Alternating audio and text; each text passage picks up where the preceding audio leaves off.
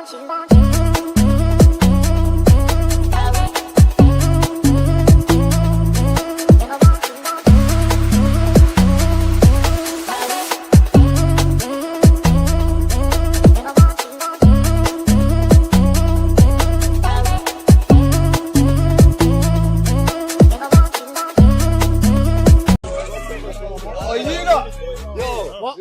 out. These lot have been enjoying this beautiful weather for way too long. Who's out? Who's out? What are you saying? Where you lot going? Did you miss me? Yeah, everyone missed you. You're the guy, bro. You're the best, man. Honestly, you're the best. I could never forget you. I think you need a tissue, mate. Why are my eyes itching, man? I thought we were cool. Itching, man. Nice day, though, isn't it? Where's my guys? What's wrong, lads? You never sneezed, huh? What's wrong, lads? What's wrong, lads? Huh? I'm here for you. Sneeze. What's wrong, lads? Haven't you sneezed? Have you sneezed? Huh? Have you sneezed? Huh? I'm home.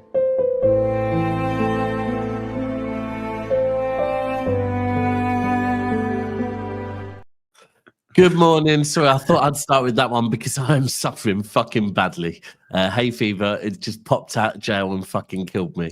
But welcome to a new show on the channel, Pulp Fiction with the one and only Pulpy and myself. Had a few of you asking, obviously Pulpy's been coming on the channel, have quite a few of you saying we should get him on more often. So I thought, why not? Let's get a weekly show every week. So myself and Pulpy will be here every Tuesday at 10:30. What are you saying, bro? You good? Yeah, good, mate. Yeah, double well. Looking forward to it. Yeah. And why Pulp? Why Pulp? Why Pulpy? What, my name? Yeah, explain. I was said to you, so my first ever username online was Pulp John Fiction. We're going back, but it's 20 years now. And it just sort of shortened down to Pulpy. And one day I just thought, I actually paid for my tag on X. I bought it off someone randomly about 10 years ago. Oh, okay. Oh, just, right. Yeah, five word usernames on X are hard to get hold of. Yeah. So how much you have to pay for that then? I think I gave him like €250. Some Italian guy couldn't speak English, mate. I ain't got a clue. Dodgy, proper dodgy. Bit like a number plate then. Pardon? Yeah, like a number plate. plate. Yeah. So just shorten everything down to that, mate. Yeah, that's kind of it. Okay. Cheers, Andrew. Much appreciated, mate. Just a quick one. Just seen this one pop up. What happened to Big Steve on this channel? Seems like Daps is the one making the channel now, and Steve has little involvement. To be honest with you, it is mine and Steve's channel. Steve has been, since the end of the season, Steve's been a bit unwell. And he's actually just flown off to South Africa today. So expect to see a lot more of Steve when he gets back. But yeah, he's just been unwell. And do you know what? Sometimes things in life, he's had a few life things going on that he's needed to deal with. But yeah, don't worry, Steve will be back. And I can confirm it is still mine and Steve's channel. Yeah, just sometimes life. It's like me and Never a Foul. I had periods where I disappeared off of Never a Foul for a while. But I was still there in the background. But anyway, right. So I can already see by the comments we're what? I mean, technically we're 3 days into a transfer window, but really, and by the way, when I say 3 days, we're going into the third day of a transfer window. It's actually the second day of the transfer window because Sunday, no one doing business on a Sunday, but I can already see people are throwing their toys out of the pram, that we're not getting deals done yet. There we go. Why are we haggling over 30 million? That's how negotiations work, bro. Why are we haggling over 30 million with... Look, we've got to remember at the moment, Cherki is away on international duty. And I don't really ever remember people signing players while they're on international... Do you? No, it's rare. It'll have been agreed. They're just talking about the fees. Yeah. But if you're going to spend 30 million on someone, or you can get him for 28, what are you going to do? If that £2 million can save yourself some aggro down the line, makes 2 million the next transfer a bit cheaper. Of course, you're going to do it. It's what business is like, man. Yeah. I mean, look, we've seen that potentially we didn't play Kuzanov for more than 9 games to save 5 million. We didn't play potentially now Gonzalez. Apparently, I'm seeing might have had the same clause all these millions add up. Well, I know all of a think about sudden them- millions aren't a lot, but all these millions add up. That Nico and that Kusa one, right? If you think about it, it's quite clever. If they knew that these players were going to come in and be covered, but negotiated part of the deals to be like, look, if we use these more than we need to, we'll pay you more. Yeah. And they just realised actually we're just not going to need them, so we just had them off for 10 million between them. Yeah, No? exactly. And 10 million's 10 million. 10 million is a lot of money. Yeah, So, yeah. That's someone's salary for the year. That's a player's salary for the year. They just basically got away with. Yeah, I think all the things is that to us as outsiders, when we look at the transfer window, we see things very black and white and very quick to be done. But from what we're seeing, and if we want to believe this or we don't want to believe this, apparently Liverpool slot did have a meeting with Cherki, right? Yeah. And Cherki told them, no, I want to join City. So if you really think about that, I would imagine when Manchester City have spoke with Cherki and decided, you know what, yeah, you're for us, and we for you, and he said yes, there probably would have been a conversation where City have said to him, okay, well, realistically, international break and all of that, we're going to start having a chat with Lyon. We're not going to lose him. We're not going to lose him if we're bartering over 5 million, right? No, it's just dotting the I's and crossing the T's, isn't it? It's just they want as much money as they can get because let's be real, he's an £80 million player. They're go for whatever it's costing, you know. And if you're Lyon, you're thinking, I'll just pay the money we need as much as we want. But City are going to be City love a pound note, man. 100%, especially when we're spending. And by the way, right, Chills. So I know Chills is a regular on Never a Foul. He's a Liverpool fan. Now, Cass came in this morning and said, "I've got an idea for a show title for you." Cherki rejected Liverpool for Manchester City. At which point I said, "I don't believe that, bro. I don't believe Liverpool went in for Cherki when they're going in for Wirtz." But now David Ornstein's come out and said it. Now, if David Ornstein says something, I usually do believe him. Yeah. So they've all would have been sniffing around him. Of course, they would have.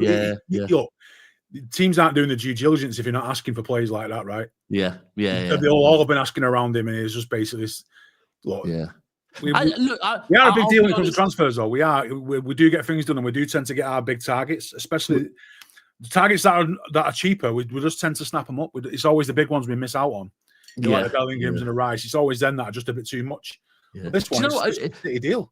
And by the way, with anyone saying, "Oh, we didn't really reject Liverpool," I hear it, right? And by the way, what I really hate is like Liverpool should be celebrating that Wirtz is coming to them, but when I see Liverpool fans celebrating that Wirtz rejected City for them, it's like there's no need to put that bit in. But if you're going to put that in, listen, we'll do the same thing on the Wirtz thing because this morning when I was looking for transfer news, I kept seeing 45 million star reject City for Liverpool. I'm thinking, who now? Kirkes. That now the news is not that Kirkes is deciding to go Liverpool, it's the fact that he's rejecting City. Whereas actually, it should just be, you know what, you're getting a good fullback, right? Don't matter who you rejected because it could be one of a million reasons. Like, really, really the amount could. of players that you would have signed over the years that you don't even know would have been linked with clubs. Yeah. You know what I mean? I'd imagine going back to when Salah signed for Liverpool, that probably City was interested back then. He just right? Yeah. With all Luis Diaz, all these sort of players, City would have been looking at him and maybe asked if he's available. Does he fancy it? And he said no. It doesn't always come out. You know, and I imagine his players that City have signed that Liverpool wanted as well over the years. Yeah, 100%. I mean, so let's straight away, because I see a few people asking about Barcola. Surprised me a bit. I don't believe it. I'm not too sure on it. Apparently, City have been scouting him for a while. They will probably been looking at everybody. Again, we're scouting him. This is why I thought, by the way, this is why what we can do on this show quite good, because it's called Pulp Fiction, right? We can work out what's fiction and what is non-fiction. Debunking stuff. So Barcola for me, firstly, 100 million. Can't see it. That's what. How old is he? He's about 20. Yeah. Well, how old is he exactly? Barcola. He's not sure he's a 21, is he? Barcola. Bradley Barcola is. Where's his age? He is. Where's his age on? 22. 22. Of all the clubs that you think you could nick a player from, it ain't going to be PSG. They are like us. They have got financial muscle out their ass. They don't need to sign players. They're building a project. They just won the Champions League. Yeah, They've got rid of all the dead wood. They are building a project. Why would they sell somebody for that? Yeah. You just wouldn't. No, I agree with you. I can't see it. The one thing I would say is what I think might be going on at PSG at the moment is probably a few players are fishing for new contracts. Yeah. Especially now they've won the Champions League. I bet he's not on much money there. No, exactly. And I've seen the same with Donnarumma. Donnarumma's been linked with a few places. That stinks of a contract extension now. There's no way. Why would they possibly, after that guy helped them to get to that Champions League final, why would they want to sell Donnarumma? They wouldn't. It just stinks. It stinks of using the biggest club name out there for a contract extension. How many times have we seen that? Is the white Ryan Cherki? Yeah, you'll have that. Yeah, I think I'll take that, mate. Yeah. Hey, did you see what? Did you see what? Oh, who was it? It was Pundit J put on Twitter the other day. I don't know. Maybe he put. Do you follow Pundit J? I don't follow everyone, mate. I must admit, but my timelines is flooded with all stuff. So I've seen it. So it's what would be the downfall of everyone's saying that Pep's style of football will be the downfall of Ryan Cherki. Incorrect. And then it had a video of Wilmslow Road and put, do not let Cherki find Wilmslow Road. That would be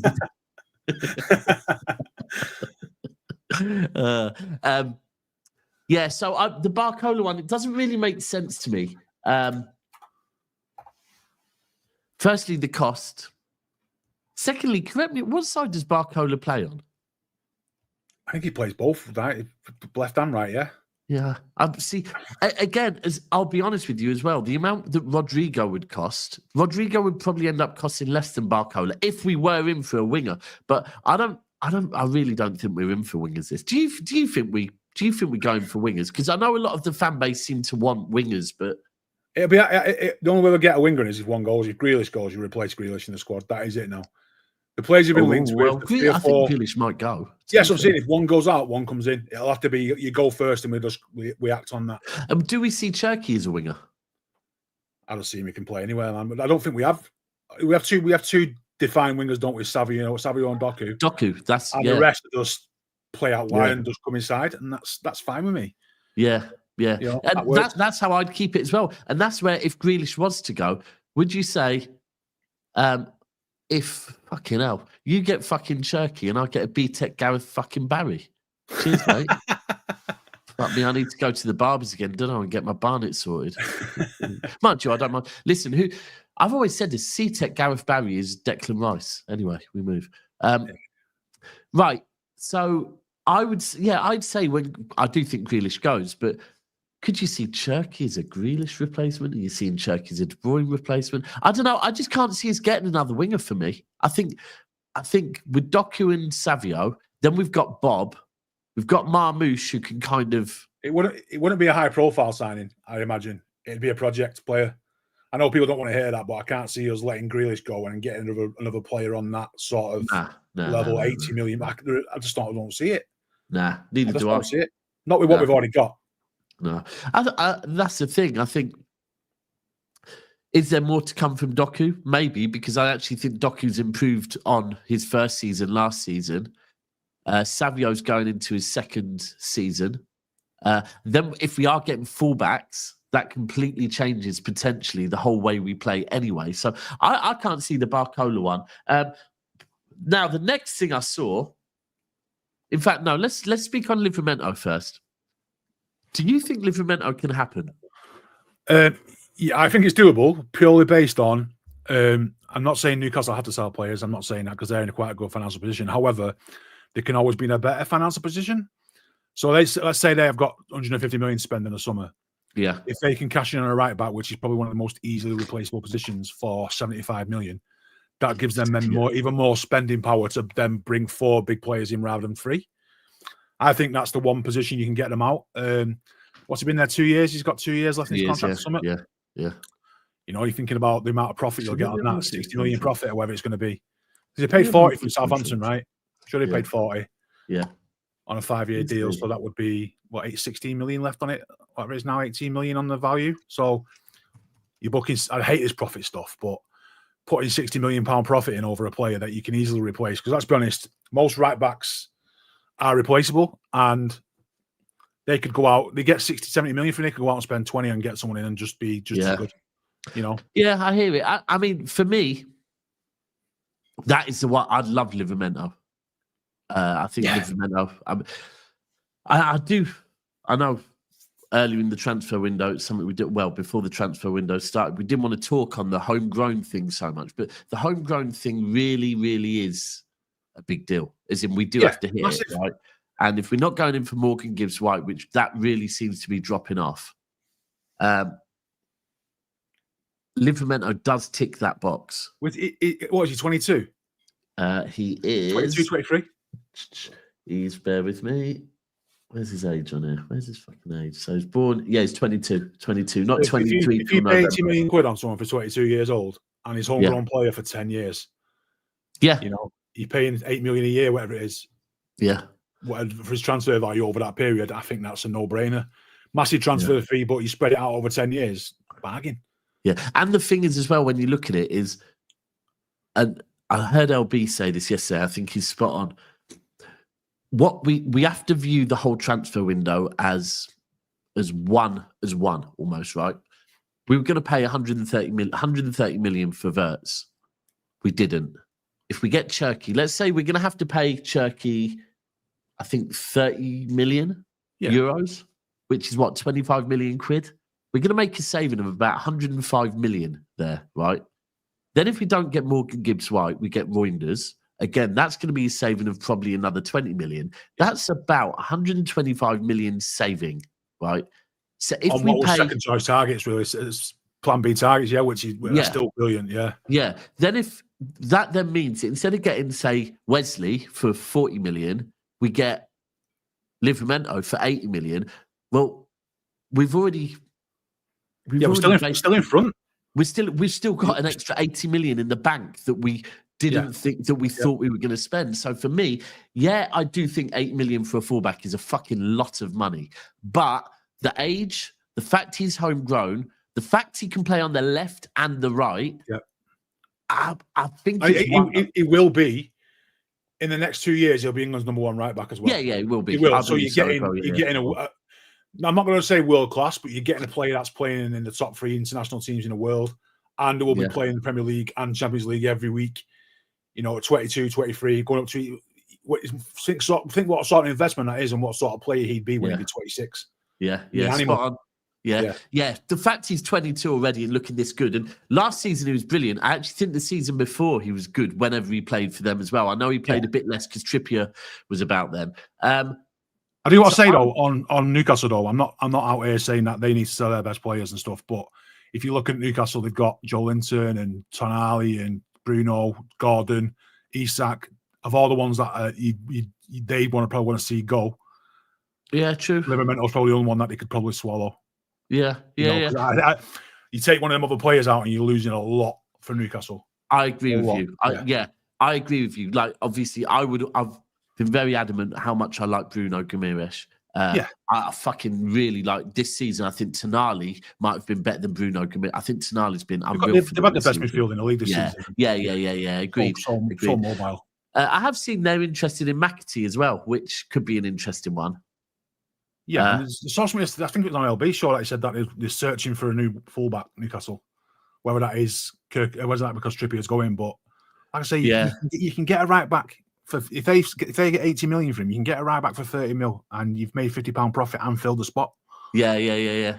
I mean, and it's pretty clear McAtee. The fact he's not coming to the Club World Cup, it's pretty clear that McAtee's going right. It's come down to business at the end of the day. Shout to Shout Baldy Bat Blue saying, big up Dap, seen you at the Fulham game, was just in through the gates at the away end, queuing for a pint. You came down with 2 pints, said hello. Yeah, I know you are. Yeah. See you next season. I was smashed, by the way. So, right. Interesting to see on the McAtee thing. Where would McAtee fit in for them? Well, I think it is. I mean, they play with. They have Isak, don't they? They have Gordon and there's Jacob Murphy. I imagine it's an upgrade on Murphy massively. Yeah. Can he play Long on the term, right? Yeah, play on the right. He kind of, yeah. I think he's an upgrade. I don't think we have really. Did he have another right wing? I don't know if I'm. Nah, Amaron was probably their other gone, right winger, wasn't he? But Is he gone? Them, Is he gone? he went back to. He went back to North. Is it Colorado Rapids or something? He went to. Right. Okay. Well, he went in January, I think. But I could see. I kind of think Jacob Murphy probably had a season a bit like Amaron had 2 seasons ago, where Jacob Murphy's not going to replicate a season like that again for me. I don't think he's good enough. He's had a good season. So I can see McAtee would be an upgrade on them. We will see. We will see. Right. The next thing is the keepers. So yesterday we had Pep coming out and saying that the keepers, he doesn't see the keepers going anywhere. And that the keepers are both City's keepers as far as he's aware. They've got Willock as well. Yeah, that's a good shout. But today, this morning, it's come out that firstly, I think someone from the Athletics come out and said Ederson is open to the Saudi Pro League. Yeah. And secondly, I've also seen that Scott Carson will not be renewing his contract. Yeah, he's done this. That's a bit sad, isn't it? But yeah, I wouldn't be surprised if he retires and becomes a coach, though.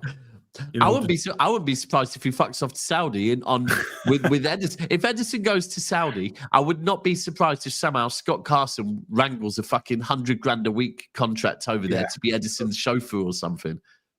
Emotional support player. Yeah, literally. I'm just Ederson's counsellor. Yeah. I'll pay your wage, living wage. This whole Ederson thing baffles me because I mean, I get the money. I get why he'd want to go. You're forgetting how long he's been here. You know what I mean? 8 years has he been here now? He arrived the same time as Walker and Bernardo. So it's 8-9 years? Yeah, 8-9 years, yeah. A long time, man. And especially considering he's not even, what is he, 32 or something like that? He's not even in his prime yet. I don't know. It's one of them. We'll never be able to replace him. He's the best keeper we'll ever have. Yeah, agreed. But it's one of them. If he wants to go and get the bag, fair play to him. He's earned that opportunity. Yeah. I just think we'll struggle to replace him, and nobody will ever. United never did replace De Gea. You know what I mean? No, it took them a while to find De Gea to replace. Yes, Michael. Really and truly well there, Van der Sar. Yeah, I think it's just a massive, massive risk at this point. I don't know. I saw Pep yesterday speaking on Espanyol's keeper Garcia saying he likes Garcia, but I think he's going Barcelona. Yeah, I'm pretty certain he'll go Barcelona. I know it seems this whole keeper thing. 1 minute I'm hearing Costa's staying. Next minute I'm hearing Costa's told Porto that the only place he's going is City.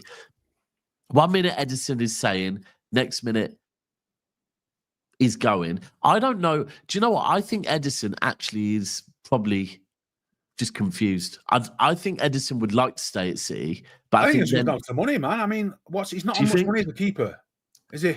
Let me see. He's only on 100 grand a week, isn't he? 120, is it? Ederson. He's not on mad money. Is he not? Well, not at all. Not for a goalkeeper. That's standard. Let me have a look. There we go. Ederson. Will it say on here? Bet it won't say on here. Yeah, he's not on daft money. Hold on, let me put Ederson contract.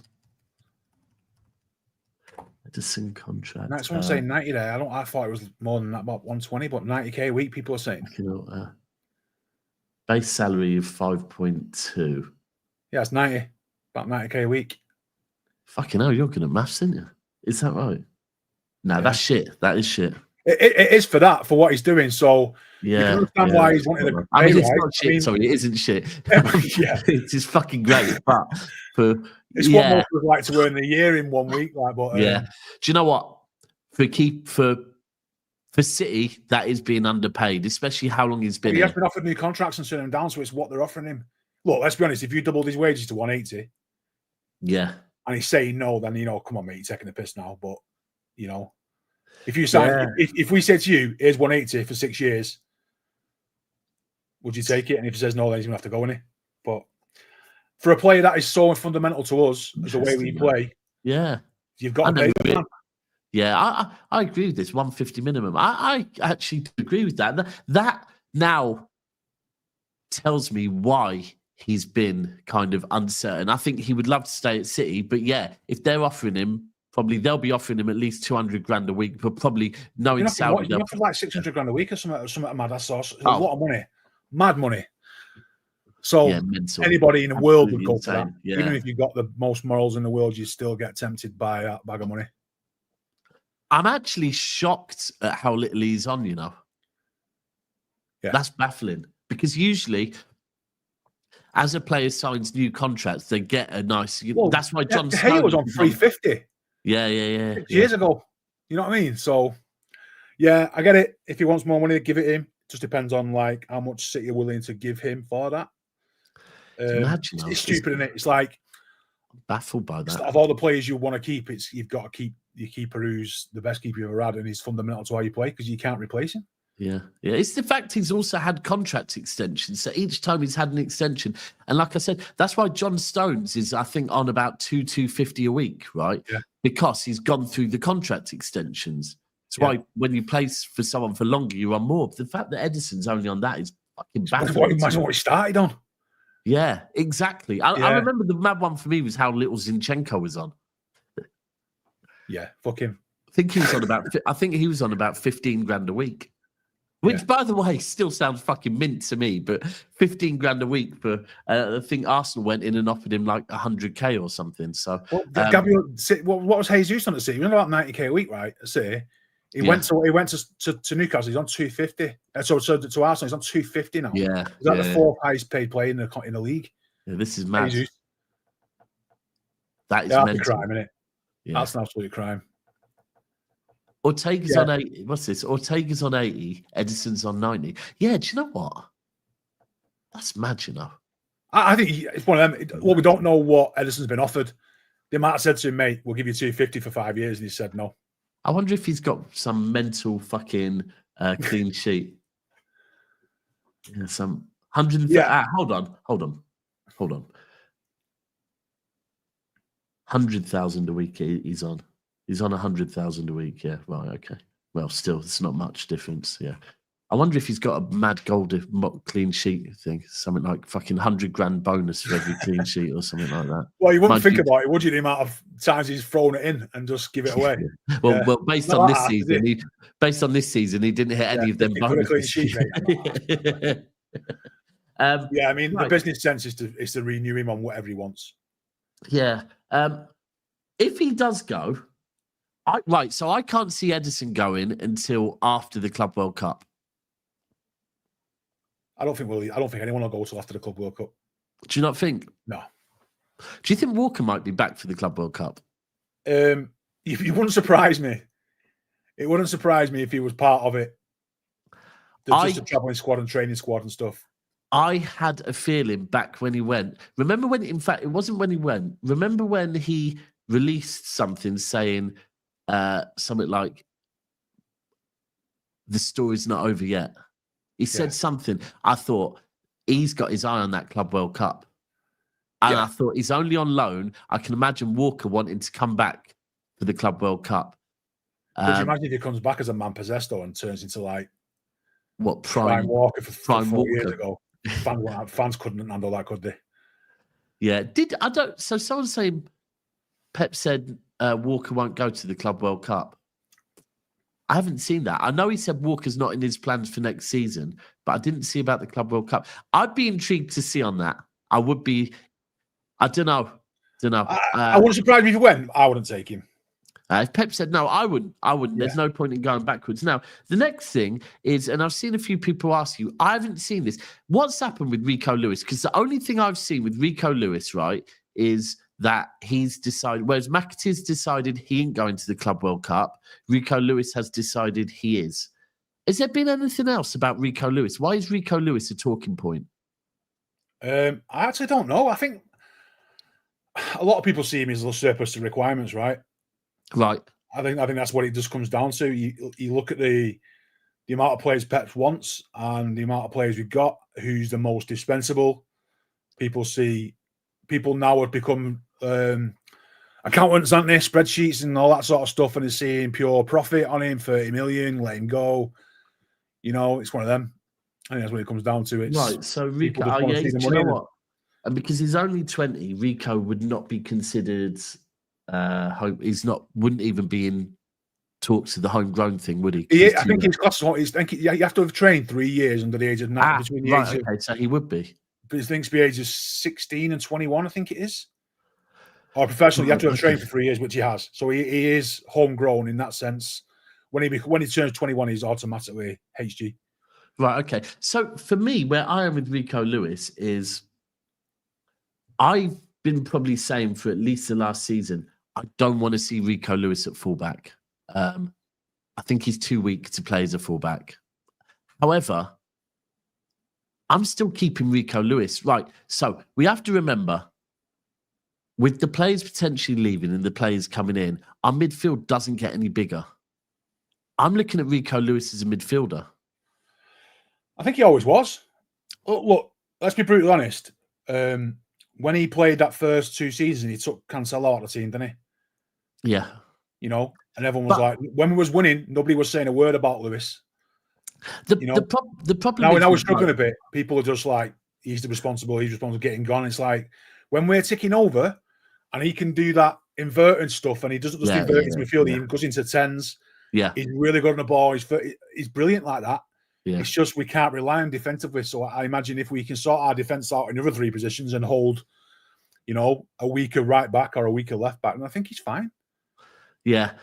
For me, if you look at the first season when Rico Lewis came in, right, and he predominantly played in home games against teams that we would have the most of the possession in, right?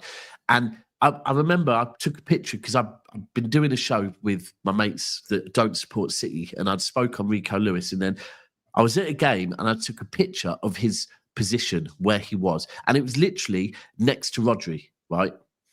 It wasn't as a right back. It wasn't as a wing back. It was in midfield, right next to Rodri. That's where he looked good. He looked comfortable. Whenever he played as a fullback, like I remember we played Tottenham once, right? And he was on the right, and he got ripped a new one to the point that at half time he got subbed off, and I think we brought on Laporte, shifted people over. He's not a fullback. Defensively, he's not strong enough to be a fullback. But in midfield, and even more so, I won't even say as a holding midfielder alongside Rodri. The best I see of Rico Lewis is far more advanced further forward. Going forward, yeah. Forward the ball, yeah. Going forward, I think he's. I think the fact that he can play comfortably on the ball in any position. I think that makes the way Pep likes it. He wants to get as many midfielders on the pitch as possible, and if he can put up with the shit defending for periods, but when we've got the ball and further forward is effective, I think that's always going to win out for Pep. Yeah, I don't know. I can't see Rico going anywhere, you know. I think the fact he's still 20, the fact he can play, whether it be you can probably say he can play a 6, 8, 10, right? Yeah. And the fact, you know what? He can play left and right back. For me, I don't like seeing him there. And if we get fullbacks, I think he probably becomes far less likely to play there. But to be fair, do you know what? Earlier on this season, he was playing left back for England and actually looked all right there. So I think you are right. He is good. He's also. I've said a couple of times here and there about this, but people laughed about it. But he is a success for the academy, and seeing him in and around the first team, mixing it with big boys since he's been there since 17. Wanted the under-21s captain. Yeah. You know, exactly. He is that 100%. Well, he is that generational link to for the academy from 9, 10. He is. And that has value. People don't like to admit it, but that has massive value for 100%. Being a leader internally. Yeah. And Caldoon, I think he really loves to see that. Yeah. Well, there's no coincidence. I think it was Echeverri and Reece, Vitor Hayes, sorry. They're both captains at under-21s for Argentina and Brazil. There is relevance to that. Just on this one, I wasn't meaning this season. I agree with you. When we played Tottenham in the League Cup, he was good this season. I'm meaning it was either last season or maybe even the season before, mate. It was quite a while ago. And he got subbed off at half-time. Right, I just saw someone comment on Reijnders saying no news on Reijnders, but I actually just got a earlier on. I'm not on. Are you on Threads? Not anymore. Nah, same as me. When it first came out, you thought, "Oh, okay." I got my username and dipped. Yeah, yeah, exactly the same. But I've just seen kind of earlier on today that City X, or about 8 hours ago, City Extra posted on Threads that Reijnders' agreement's done. I'm pretty certain with Reijnders, we're very, very close to it being done. It has gone quiet though. It has gone quiet. I do. What we see in the media, I've always said this. You're probably 2 weeks behind. This Reijnders thing would have been done before the end of the season. What? So you think it? Yeah, we're always 2 weeks behind. I think. So do you think it's done, or do you think it's? I think it's done. He's away with the national team. He'll plan his break. He'll be sorting out his affairs back home.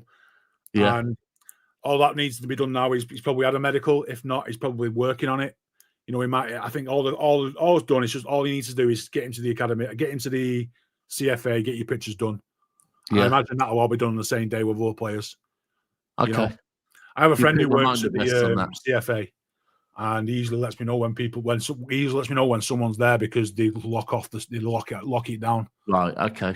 They don't let anyone in certain areas. You know, so it hasn't been locked down today then. So there's not heard anything. So right. Okay. Brilliant. Yeah. Right. People, I need you lot to help me out here because, again, I'm getting fucking ripped for my pronunciation of Reijnders. That's because 1 minute someone tells me it's pronounced Reijnders, 1 minute it's pronounced Reijnders, 1 minute it's... How do you pronounce his fucking name? I'm just going to go with Reijnders. Reijnders. I'm just going to send it for Reijnders. I'm not asked about pronunciations. Reijnders. Well, neither am I, but when the comments are all fucking killing me every day, going, Daps, why are you always pronouncing this name wrong? Yeah, tomato. See, even then, someone now put...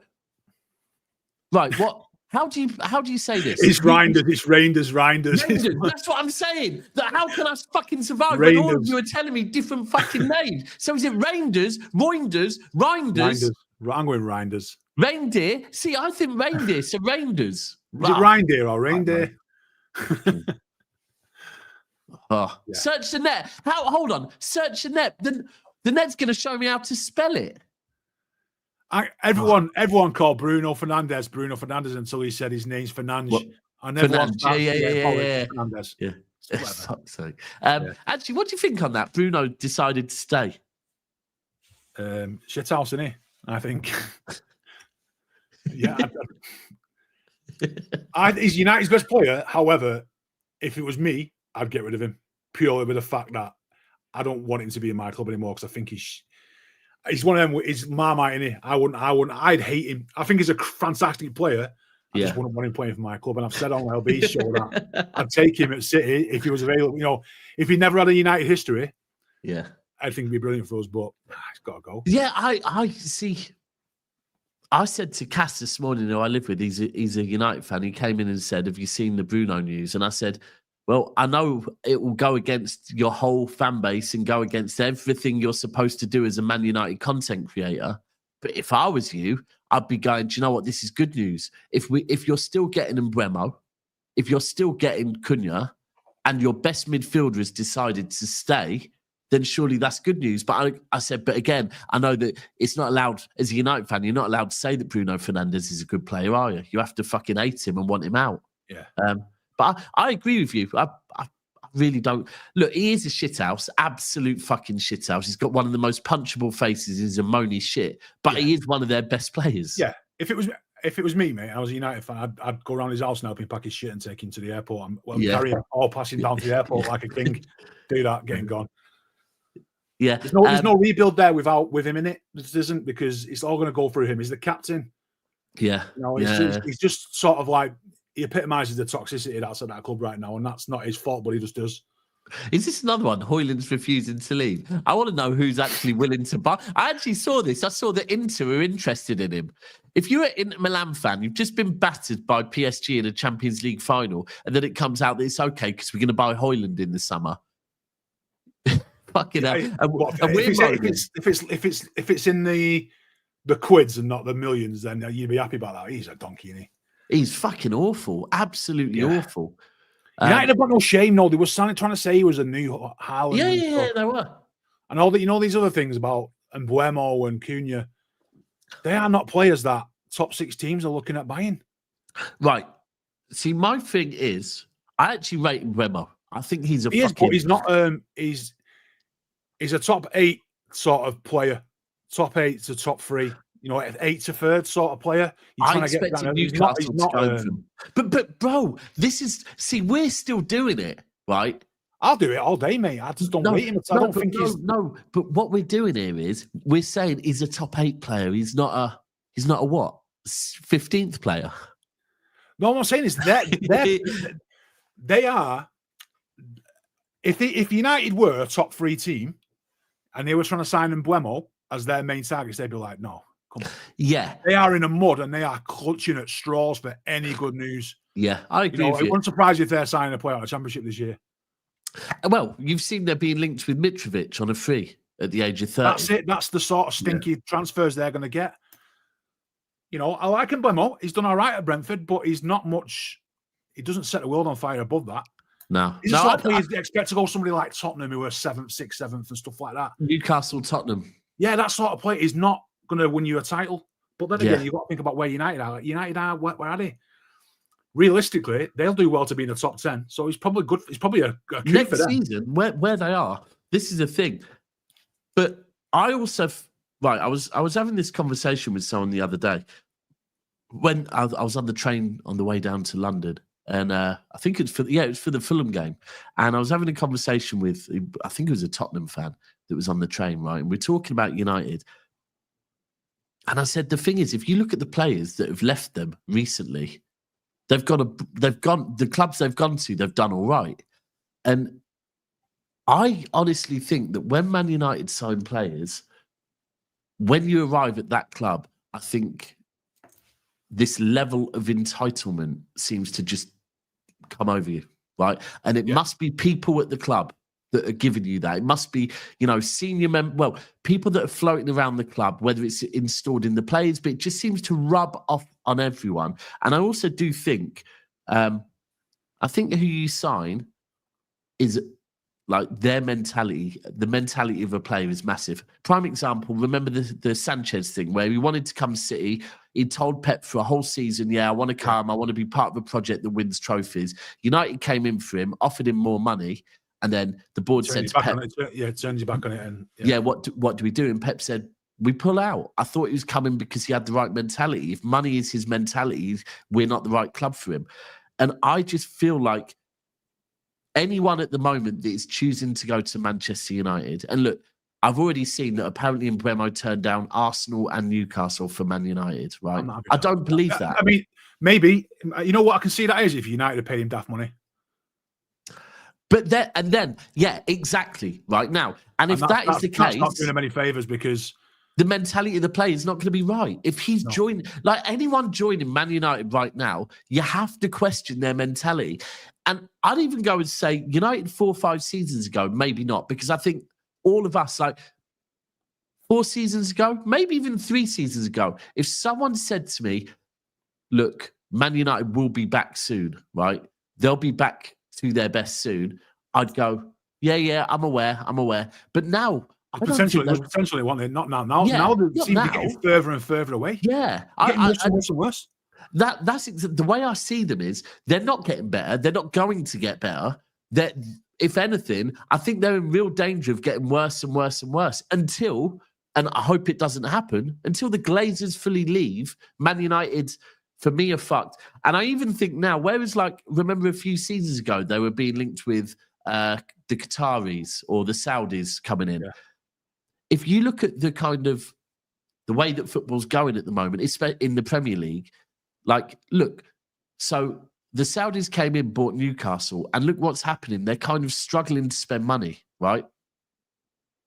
You look at Wrexham, you look at Birmingham. Now, all of a sudden, the best way is to invest in a lower team and build it up, right? and document it, make a documentary out of it. Yeah, turn it into content, basically. Turn it into content. And Yeah. I all of a sudden think now, like I've seen Millwall recently been linked with a buyout from Saudi, right? Chef, it's the guy that owns. Someone wants to buy Chef Wednesday, right? The guy who does all the boxing. Yeah. That's who I saw linked with Millwall. Yeah. Sheikh Al Turco, I think it is, or something like that. Yeah, exactly that. That all of a sudden now, that is more appealing, I feel, to these mega rich people, is to buy a team outside of the Premier League and, you know... It's a doer-upper, isn't it? Bro, it's like playing Championship Manager, whereas... I invest in properties, my shitty property, doer-upper, and sell it for a fortune. 100%. Whereas with Man United, you're going to buy them for what? 6-7 billion, because that's the only way the Glazers are going to leave is if you give them billions and billions. Yeah. You look at it, you look at the debt, you look at where they are, you look at, and you think, nah, I'd rather walk around. You go, what have I bought? What is this?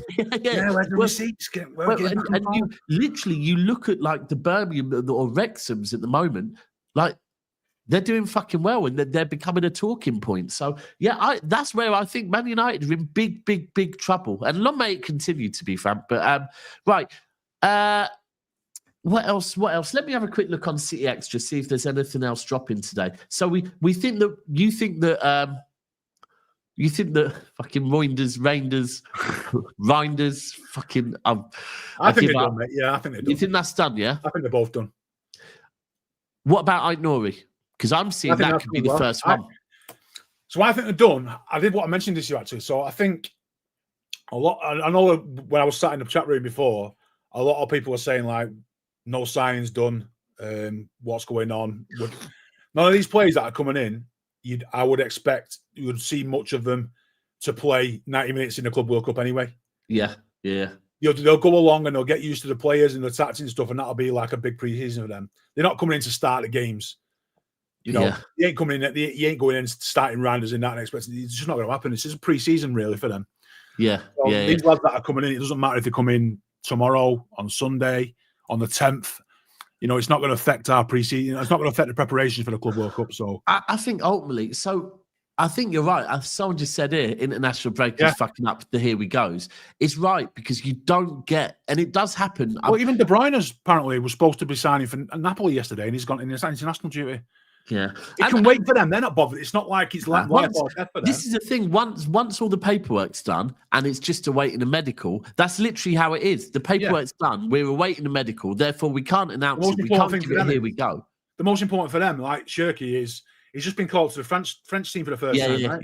Yeah. So what's he going to do? He's going to go there and give it Billy Big Bollocks and go, I'm offering medical, lads, or go there, state your claim, put the shift in, get half a day off and go and sort your medical out and come back and it's done. You know what I mean? You kind of have to deal with the circumstances he's in. Tell you what, actually, what I want to look at quickly is, where are we? International fixtures. Because I think it came out this morning or maybe yesterday that all of our what am I looking for? Fixtures, football. All of our players that are not on international break are due back on Monday. Yeah, I'd imagine what they'll have had 2 weeks off, won't they? Yeah. And it coincidentally, right? So sorry, I'm just going to share screen. So that's what I'm saying. For Monday, you'll have the players signed and done by Monday. They'll be probably reporting for duty once their international weekends are done. Yeah. That's what I'm just going to look at now, right? So where are we? Window. There we go. That one. So, who are we in for? So we're in for Reijnders. Netherlands. Yeah, Netherlands is on there, isn't it? Right. So we'll be playing. Oh no, that's UEFA Women's. It's all international women's. I'll tell you what. Quicker way of doing it. Holland.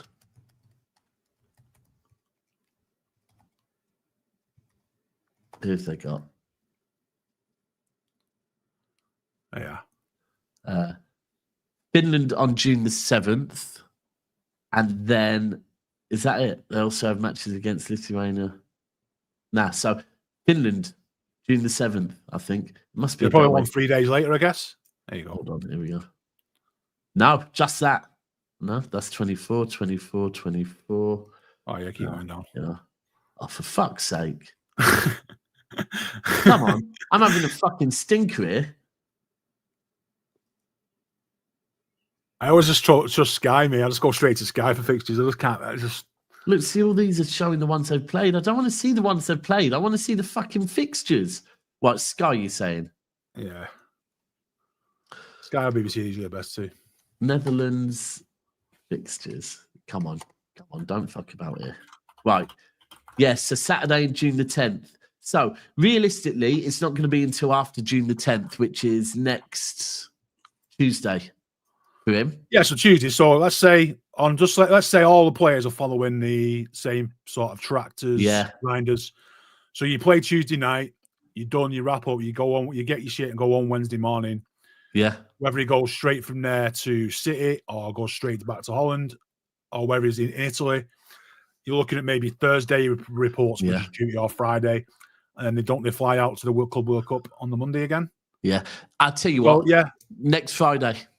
I think you'll see is the press stuff happen Wednesday. So that might be the days where you get the City Football Academies on lockdown sort of stuff. Wednesday, maybe Thursday. Do the press stuff announced, and then in the squad Thursday training, and then you're away. Kathy, I can confirm. In fact, you know what? I was going to say I can confirm that I will not be doing a plane watch. However, you're not doing big plane watch with Daps on plane watch on thingy. Just going down Manchester Airport. I'll be honest with you, right? LB is a lot better at him because he actually does he literally gets the flight simulator up, for fuck's sake. I ain't got that. So I'm just thinking, someone just said Bumba. Sam, what is there one? A bomber. Do I need to go and check? Hold on. So what we saying? David Ornstein. Let me have a quick People check. say that about everything though nowadays. I know. Bombers. Everything's a bomber. Let's have a quick look at David Ornstein, see if he's dropped anything. Jadon Sancho leaving. That was 55 minutes ago. Yeah. Sancho back to Man United.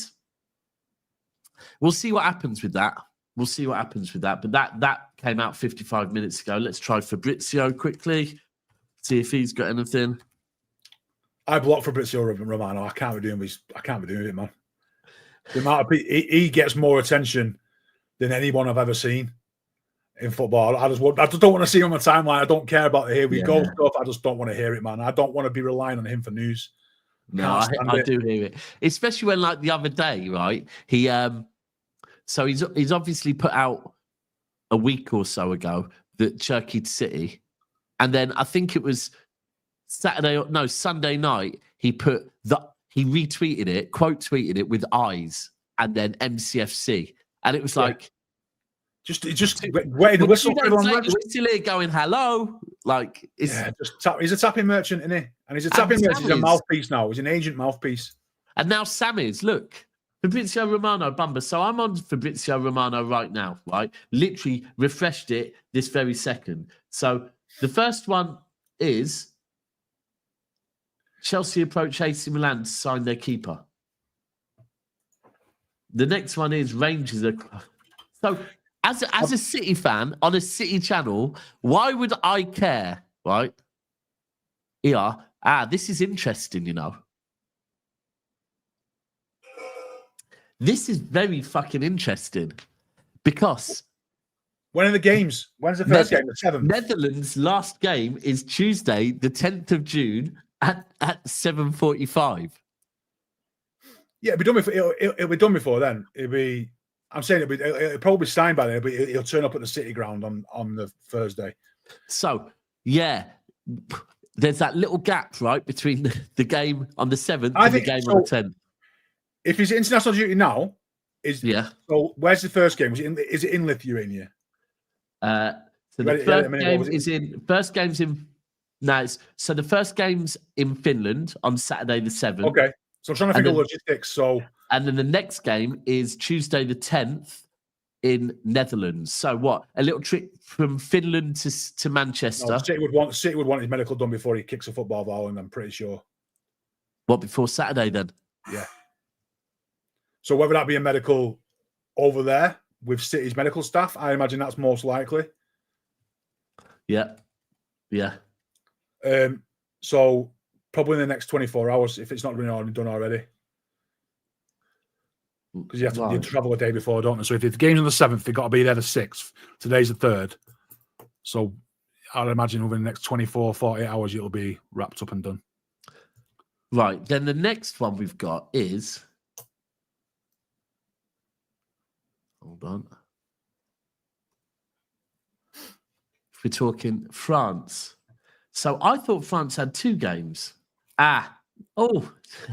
They've got a semi-final against Spain on Thursday. Let's be real, he's probably not going to play in that. Right.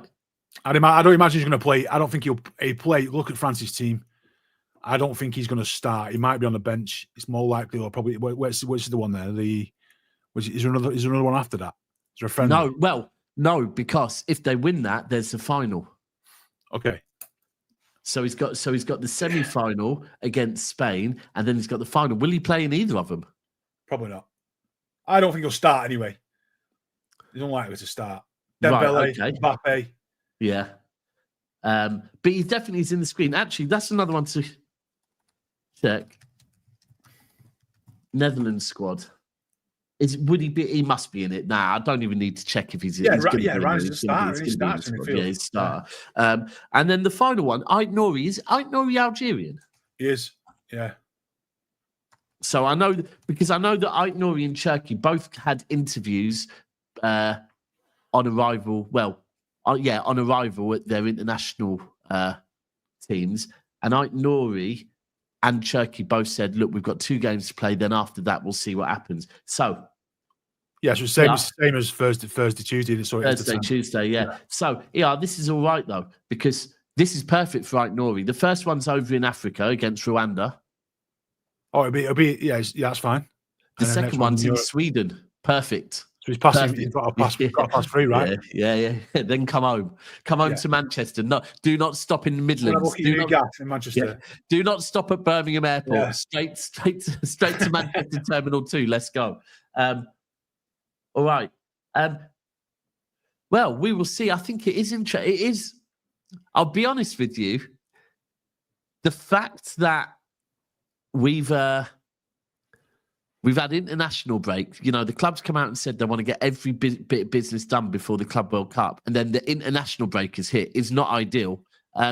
Did you see yesterday, by the way, that the owner of Angers, who I think are the previous club for Cherki, have come out and said that we nearly had that deal done. City nearly had that deal done in January, but they didn't get the paperwork in on time. No, was that Ait-Nouri, wasn't it?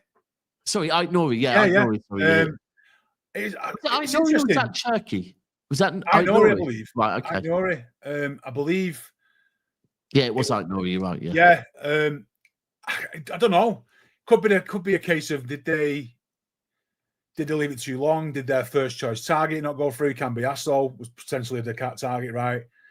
Was it too late to do it? Did they want more money? Just don't know, do you? I just don't remember seeing even any links on that one. No.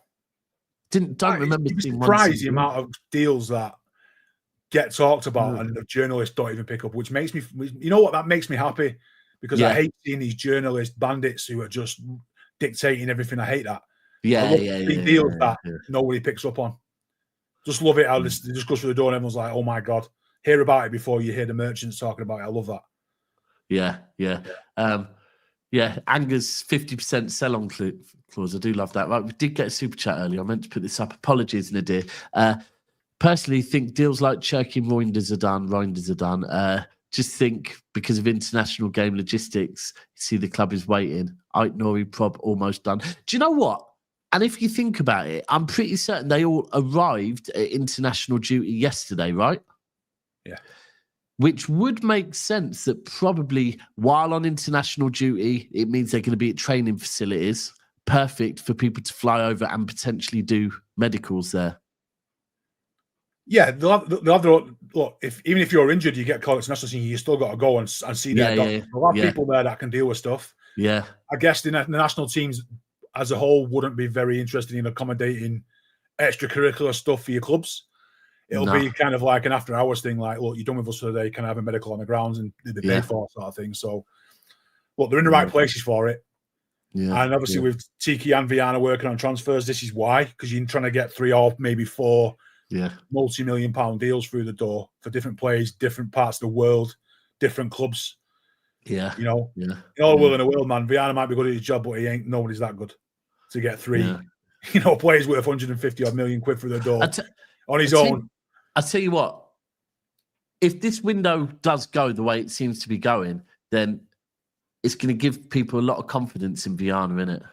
That Carl interview where he just came in, put his massive finger on the table and said, "This is we're doing it. Here's the confidence in it. This is what I want. It will be done." With a smile on his face.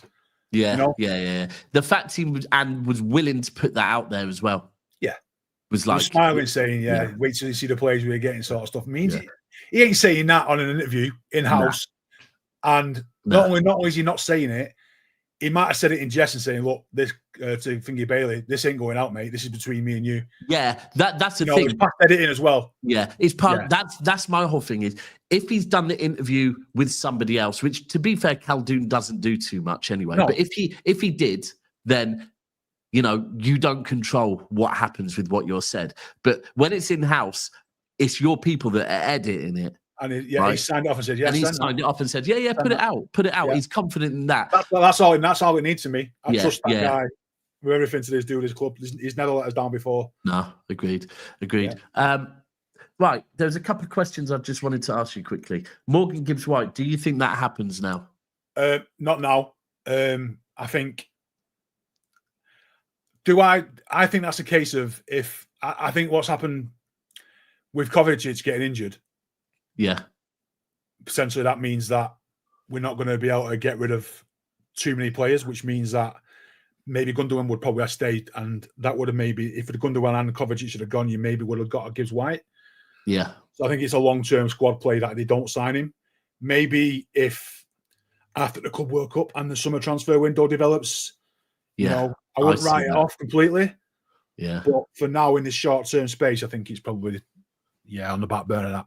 Yeah. Which I'm okay with. I was adamant that Gibbs-White would do well for us. I still think he would, but if the club's moved on and we do end up having to get just one, and that's Reijnders, then I'm happy for that. We just want players for the door, man.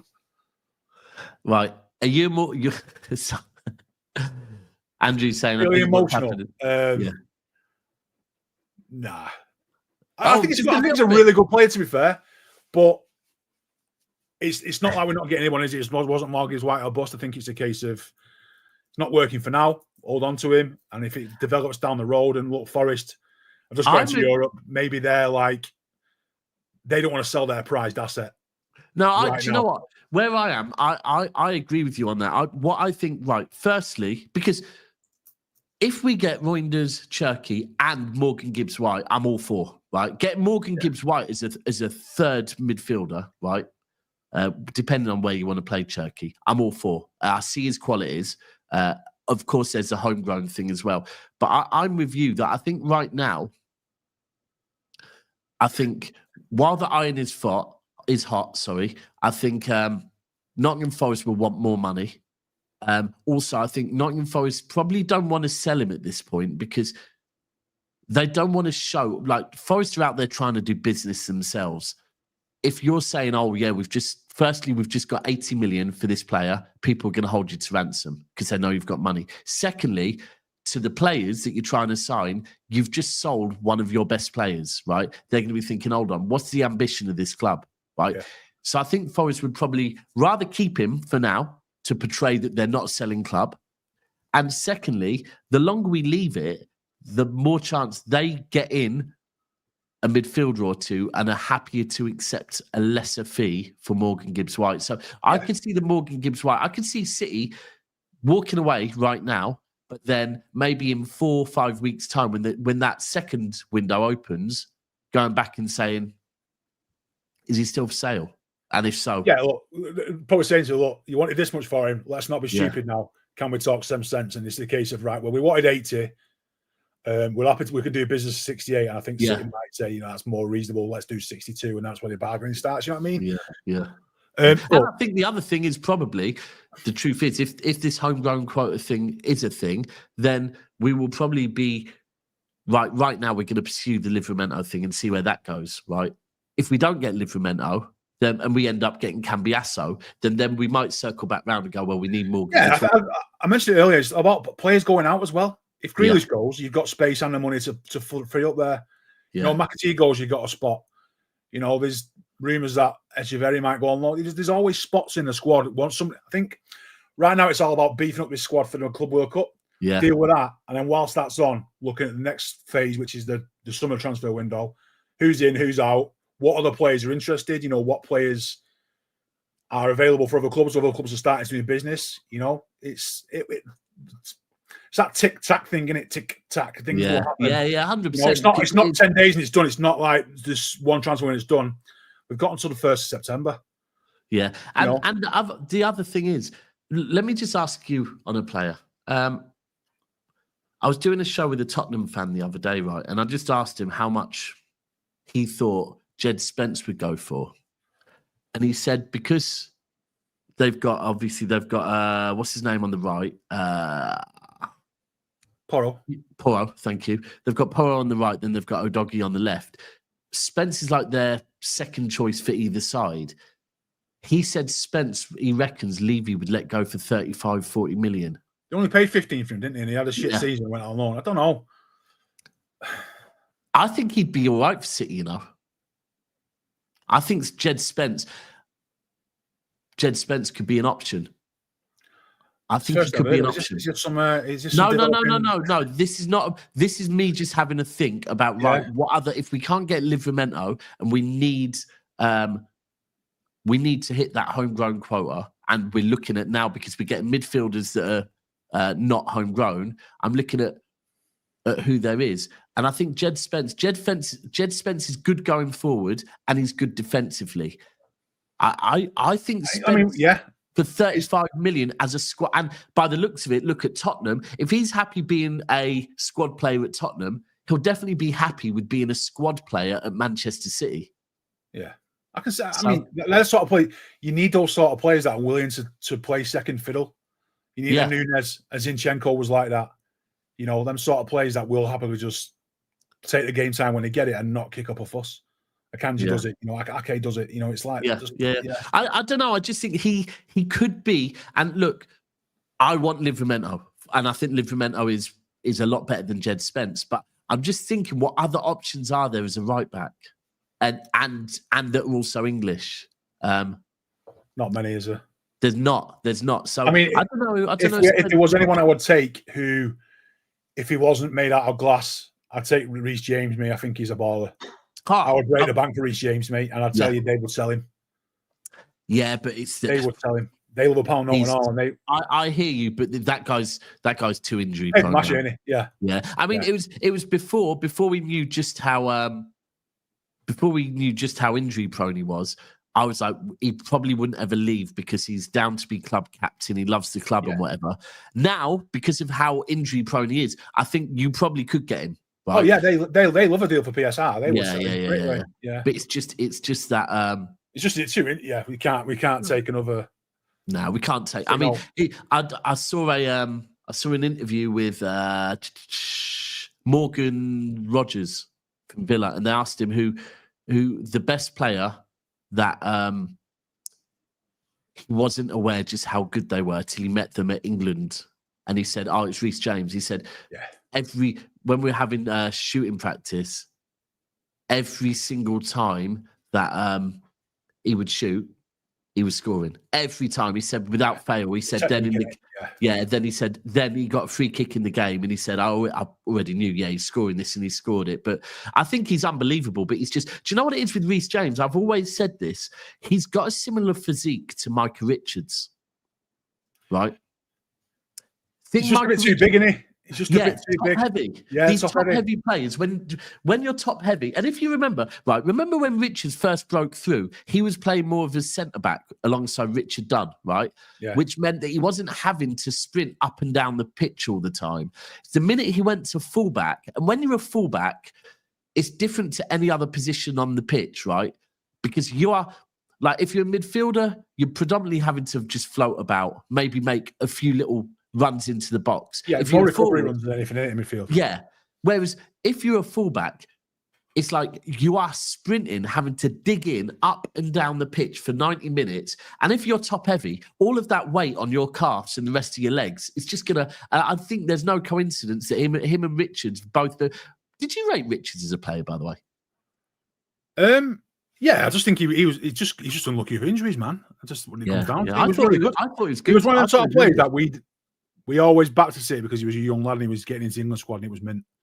You know, he had so much potential, but on it, just injuries happen. You know, we've had plenty of them. Yeah, quite a few. Yeah, and unfortunately, considering how much we backed him, he's really not doing us no favours now as a pundit, is he? Nah, I don't. It's weird, that, isn't it? Do you know what it feels like? Right, it feels like with him that he was obviously when he first came on as a pundit, he was brought on as the lady on. He was brought on as we need because Arsenal were. Yeah, nowhere near as good as now. Yeah. So he's brought on as a City pundit, but then it's like in the last year or so when it came out, and we all knew he wasn't a City fan, right? He's just come up through our academy, so had a bit of love for him. It feels like the cat got let out the bag that he's not a City fan, right? And everyone else lapped that up, right? Yeah. And it's like he's gone, oh, they like the fact that I'm not a City fan. Oh, I'm just going to keep fucking going. It's kind of his persona now, isn't it? It's like his persona is a City ambassador, but he's an Arsenal fan, and that's kind of. But that's what people want. Like we know that with the media. The media love the narrative that no one supports City, right? The media love that shit, so they're lapping it up. And the sad thing is that Mike is fucking just going along with it and being like, yeah, fuck it. It's like that leads me to believe that he's probably look. If you are looking at it from City's point of view on dealing with the ambassador side of things, the person dealing with that should be looking at him. Is he a brand risk? It's the word that he used internally. Is he a brand risk? And he wasn't, but now is any kind of publicity good publicity? Yes. However, he's swaying to the point now where he is more of a brand risk for me. But is he? But this is the thing, right? So there's certain people that you would say. So I'm pretty certain brilliant is he, and he is probably contracted to City, right? Whereas Richards is fuck all to do with City. Richards is Sky Sports. He's a freelancer, isn't he? Richards is a freelancer. Yeah. So I mean, look, we know he does BBC stuff, doesn't he? He does BBC. Yeah. That's it. Yeah, but I know Ait-Nouri does. Well, he was doing stuff for Manchester City as well, whereas Richards I don't see doing any stuff for City anymore. But I do think it would be nice if they got someone that actually like Zabaleta. Get Zabaleta on more. He represents. Lescott. It's good to see Lescott. the good one. Yeah, Lescott, Zabaleta, Joe Hart. Yeah. Brilliant. You know. Actually, last question, then we'll wrap up. Yesterday, Martin was saying he only wants to keep Ederson if he commits and signs a new contract, right? And I said, why? And he said, well, because we don't want him going on a free. And I said, well, why don't we? Because, you know, we've let a lot of our legends go on frees, whether it be from Zabaleta to Vinny, to David Silva, to Yaya, to De Bruyne, to Fernandinho. And he said he's not a legend, right? So firstly, do you class Ederson as a legend? It's a tough one, that, you know. Who are you saying are the legends? I only have a few. Right, is Zabaleta a legend? No. Right, okay. Cult hero, yes. Great. Oh, Zabaleta I'll have as cult hero. I have Kevin De Bruyne. In my era of club legends, for me, is De Bruyne, Aguero, Company, Silva. After that, the rest is the next level down. Right, okay. So then before that period, Paul Dickoff and Sean Goater. For me, in that sort of, obviously the standard's not as good, but what they have meant to. Yeah. See, for me, so for me, my hero is Uwe Rosler, forever will be. Yeah, for the same, for the same reason. But then, all right, so if we're saying Kev, Silva, Company, Aguero, are you putting Yaya one level below? Yeah, there's a massive level of players in least one level below that. Yeah. Yaya. But you wouldn't put Yaya in in legend. Okay. No. I hear it on that. Fernandinho, same as Yaya. Yeah, next one down, yeah. Right. Yeah. Gundogan, Next one down. Yeah. Gundogan's an interesting one because when you think Gundogan actually, some of the important goals he scored for us, the fact he captained the treble team, but then when you actually say, look, Aguero, David Silva, De Bruyne, and it's the names and the stars. You look at me, think, those four, like, and you can say, like, no matter what anyone says about Yaya, Vincent Kompany was Premier League Player of the Season, right? Not Manchester City Player of the Season, Premier League Player of the Season. Our captain before the money and after the money. So I think Kompany earned that. Yaya's always going to be one that some will see him as a legend, some won't. All right, so who is Manchester City's best goalkeeper of all time? Oh, so Ederson's below that. I think he's the best goalkeeper we've ever had and probably ever will have. Right. So he put in terms of trophies. I'm saying right. trophies. Who's the best? Who's the best goalkeeper, Joe Hart or Ederson? For me personally, yeah. Claudio Bravo. for me, as what it meant to be a City fan at Joe Hart. See, right. It kind of epitomised what I thought an English goalkeeper should be playing for City. 100. Yeah, I agree. For me, Joe Hart's cult hero. He's not a legend. I'm not a legend. He's a cult hero. That sort of player. But in terms of what we've got in terms of the best player we've ever had in net, is Ederson by, I think, a country mile. Yeah. Kyle Walker's our best goalkeeper. yeah, and David James is our best forward. I get it. Okay, fair enough. No, I think that one all forever. I'd love Joe Hart to get a job back at City. I'd love to see Joe Hart back at City. I always remember Atletico Madrid away. Right, we were in Madrid. It was the first night we got there, so it was the night that Chelsea were playing Real Madrid. So it ended up in Plaza Mayor. There was, I think, probably about 100 of us and probably about 1,000 Chelsea. And a minor little skirmish happened in the middle of in the square, predominantly thanks to our Dutch friends, because we've got a few Dutch lads that come away with us. And we all got led off round the corner, right, and took to this little pizza kebab cafe. Anyway, the police basically, what happened was, I've still got the footage on my phone, because there was only about 100, maybe even less than 100 City fans. The police decided to stop this skirmish. We're just going to surround the one pub City are in and move them, because it's easier to move 50 than move 1,000, right? So moved us around. They baton charged us. They moved us around the corner. And then once the square was empty of Chelsea, brought us back in. And we ended up in this one pub that we've ended up in for years now since then. And the Joe Hart chant started. Don't sell Joe Hart, Super Joey Hart. By which point we'd already sold Joe Hart about 3 seasons earlier. But it carried on for at least an hour of don't sell Joe Hart. There was fuckers falling in plant pots and still chanting. It was just complete fucking mayhem. But I'll always remember that. He was a cult hero. Even his last game, I remember on his last game where he actually, I think, was the most Joe Hart's ever used his feet. I couldn't tell you what his last game was. No, his last game was just, it was, I just remember he was quality with his feet, and every time he used his feet, because it had come out, look, we're selling him because he's shit with his feet, and he kept using his feet in his last game, quality, and everyone's cheering like, yeah, don't sell Joe Hart. Right, Walker not a legend, Fernandinho surely, Rodri.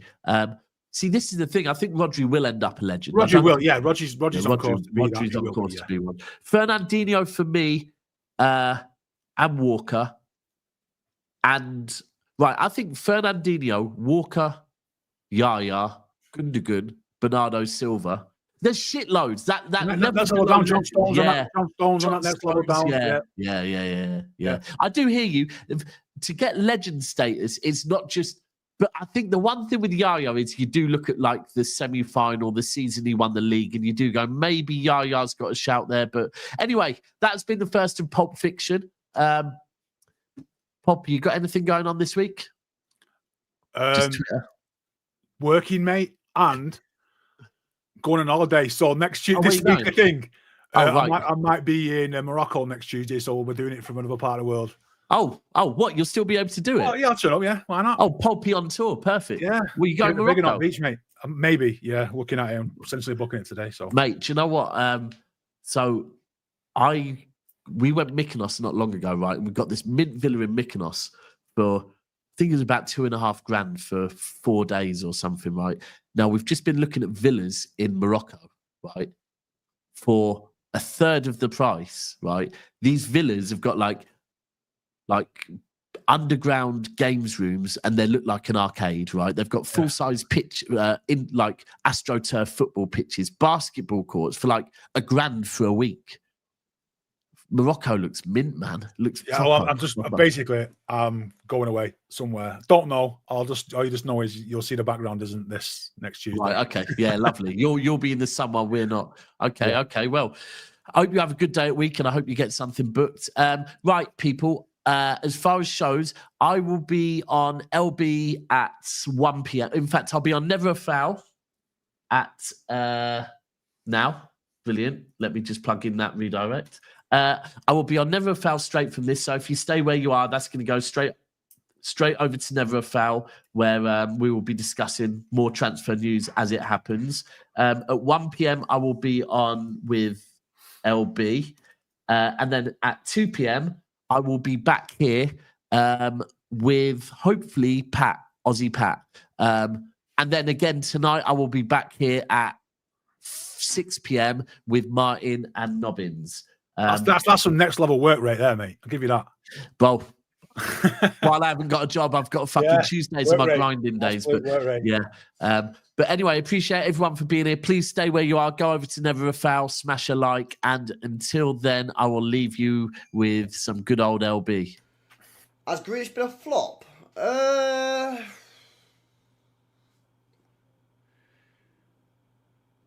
What's the definition of a flop? Flop.